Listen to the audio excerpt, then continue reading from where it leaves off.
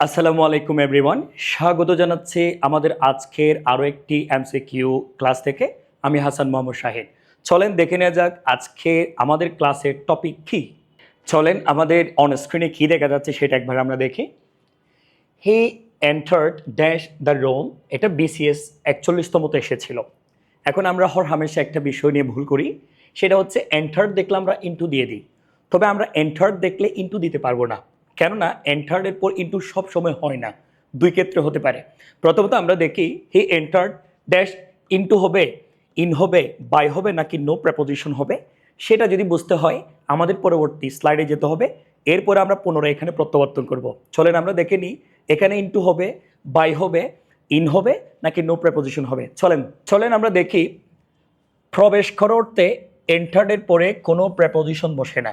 I repeat, প্রবেশ করার অর্থে এন্টারের পরে কোনো প্রেপোজিশন বসে না। তাহলে কোন কোন ক্ষেত্রে এন্টারের পরে প্রেপোজিশন বসে সেটা জেনে নেওয়াটা খুব জরুরি। দেখেন, তাই এখানে সঠিক উত্তর আমি পরবর্তীতে সেটা এক্সপ্লেন করছি। কিন্তু এন্টার্ড এর পর যদি এগ্রিমেন্ট বা চুক্তি অথবা ডিসকাশন আলোচনা উল্লেখ থাকে তখন এন্টার্ডের পরে ইন্টু হবে। অর্থাৎ যে কথাটা বলছিলাম, এন্টার্ড আছে এরকম সেন্টেন্সে গ্যাপের পরে যদি কখনো এগ্রিমেন্ট অথবা ডিসকাশন এই দুটি ওয়ার্ড থাকে তবে সেক্ষেত্রে এন্টার্ডের পরে ইন্টু বসবে। আদারওয়াইজ প্রবেশ করার অর্থে এন্টার্ডের পরে ইন্টু হয় না। তাহলে এখানে আমরা দেখি যখনই এন্টার্ডের পরে ইন্টু হবে, বেসিকলি এন্টার্ডের পরে ইন্টু হতে পারে দুই ক্ষেত্রে, একটা হচ্ছে এগ্রিমেন্ট আর একটা হচ্ছে ডিসকাশন। এই ওয়ার্ডগুলো থাকলে যদি এন্টার্ডের পরে ইন্টু হয় তখন উত্তর কী হবে, প্রশ্নের উত্তর কী হবে এবং প্রশ্নের অর্থটা কী হবে। এন্টারের পরে ইন্টু হলে এর অর্থ হবে চুক্তি করা বা আলোচনা শুরু করা। চুক্তি করা বা কি আলোচনা শুরু করা। তাহলে আমরা যেটা বুঝলাম সেটা হচ্ছে যে প্রবেশ করতে ইন্টারের পরে ইন্টু হবে না। যদি এগ্রিমেন্ট অথবা যদি কি থাকে অথবা ডিসকাশন থাকে তখন ওই ক্ষেত্রে ইন্টারের পরে ইন্টু হবে। তখন অর্থ হবে কি, অর্থ হবে যে চুক্তি করা বা আলোচনা শুরু করা। তাহলে আমরা আগের যে এমসিকিউ ছিল সেটা একবার যাই, চলেন আমরা দেখি।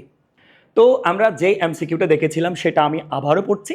হি এন্টার ড্যাশ দ্য রুম, তাহলে এখানে প্রবেশ করা, এখানে কি আছে, এখানে হবে আপনার প্রবেশ করা। তাহলে একটু আগে আমরা পড়েছিলাম প্রবেশ করা অর্থে এন্টারের পরে কখনো কি হয় না, ইন্টু হয় না।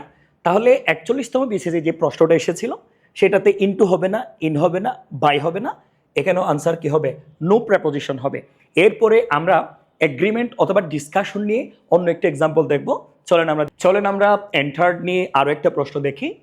দ্য টু কান্ট্রিজ এন্টার্ড, তাহলে আমরা কাঙ্ক্ষিত ওয়ার্ডটা পেয়ে গেলাম এন্টার্ড ড্যাশ অ্যান্ড এগ্রিমেন্ট। তাহলে এগ্রিমেন্ট ওয়ার্ডটাও রয়েছে, to increase bilateral trade.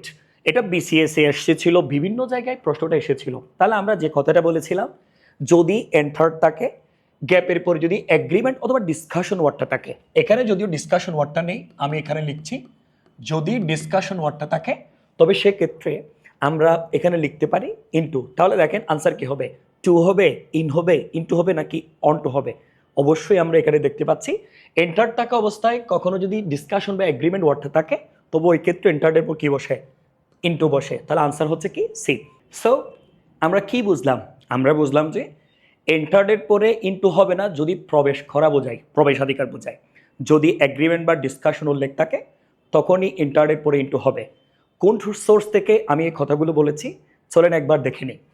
Oxford dictionary 8th edition page number 506, Cambridge dictionary page number 505, practical English usage যেটা আমার খুব ফেভারিট একটা বই, মাইকেল সোয়ানের বিখ্যাত বই, সেটার 428 পেজে আছে। English grammar in use, Raymond মার্ফির পৃথিবী বিখ্যাত বই, এই বইয়ের 252 এই পেজে আছে। এরপরে Longman dictionary of common errors page number 119। অর্থাৎ আমরা যে বিষয়টা নিয়ে কথা বলেছি সেটার সোর্স হচ্ছে এগুলোই। আশা করি আমাদের ক্লাসটা আজকে সবাই বুঝতে পেরেছেন। সবাইকে ধন্যবাদ। আমাদের পেজে এবং আমাদের সায়েন্স ইংলিশ চ্যানেলটি সাবস্ক্রাইব করে বেল আইকনটাকে একটু ক্লিক করুন যাতে অদূর ভবিষ্যতে আমাদের প্রত্যেকটা ক্লাসের আপডেট আপনার ফোনে অথবা আপনার ডিভাইসে চলে যায়। আসসালামু আলাইকুম।